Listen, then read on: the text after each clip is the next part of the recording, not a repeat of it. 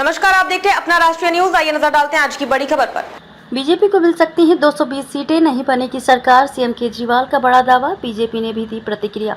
दिल्ली के मुख्यमंत्री अरविंद केजरीवाल ने शनिवार को भारतीय जनता पार्टी पर तीखा हमला करते हुए कहा था कि मौजूदा लोकसभा चुनाव में सत्तारूढ़ पार्टी को 220 से 230 से ज्यादा सीटें नहीं मिलेंगी। जेल से अंतिम जमानत पर बाहर आए अरविंद केजरीवाल ने दिल्ली में आम आदमी पार्टी के मुख्यालय में कहा कि जेल से छूटने के बाद पिछले 20 घंटों में मैंने चुनाव विशेषज्ञों और लोगों से बात की और पता चला कि बीजेपी सरकार नहीं बनने जा रही है। अरविंद केजरीवाल ने कहा कि हरियाणा, राजस्थान, कर्नाटक, दिल्ली, बिहार, महाराष्ट्र, पश्चिम बंगाल, झारखंड और उत्तर प्रदेश में बीजेपी की लोकसभा सीटें घटेंगी। उन्होंने कहा कि किसी भी राज्य में उनकी सीटें नहीं पड़ेंगी। ये मेरा विश्लेषण है और राजनीतिक विश्लेषण भी कह रहे हैं कि बीजेपी को 220 से 230 से ज्यादा सीट नहीं मिलेंगी। केजरीवाल ने दावा किया कि 4 जून को मोदी सरकार नहीं बन रही है। उन्होंने ये भी वादा किया कि जब इंडिया ब्लॉक की सरकार बनेगी तो दिल्ली को पूर्ण राज्य का दर्जा दिया जाएगा। बीजेपी ने केजरीवाल पर किया पलटवार। केजरीवाल के इन दावों पर बीजेपी की प्रतिक्रिया आई। बीजेपी प्रवक्ता सुधांशु त्रिवेदी ने केजरीवाल पर पलटवार किया और चुटकी लेते हुए कहा कि केजरीवाल उनकी पार्टी की उत्तराधिकारी योजना के बारे में बात कर रहे हैं,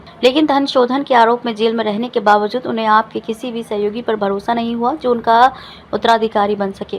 त्रिवेदी ने कहा कि केजरीवाल ने प्रशांत भूषण, योगेंद्र यादव, कुमार विश्वास और किरण बेदी जैसे अपने सहयोगियों को पार्टी से बाहर कर दिया और उन सिद्धांतों को त्याग दिया जिसका समर्थन उन्होंने राजनीति में आने के दौरान किया था।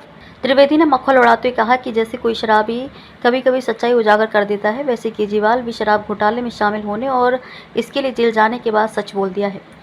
त्रिवेदी ने कहा कि केजरीवाल ने यह स्वीकार कर लिया है कि मोदी सत्ता बरकरार रखने वाले हैं। त्रिवेदी का इशारा परोक्ष तौर पर दिल्ली के मुख्यमंत्री केजरीवाल के उस दावे की ओर था कि प्रधानमंत्री चाहते हैं कि अगले साल उनके मोदी 75 साल के होने के बाद केंद्रीय गृह मंत्री शाह उनके उत्तराधिकारी बने।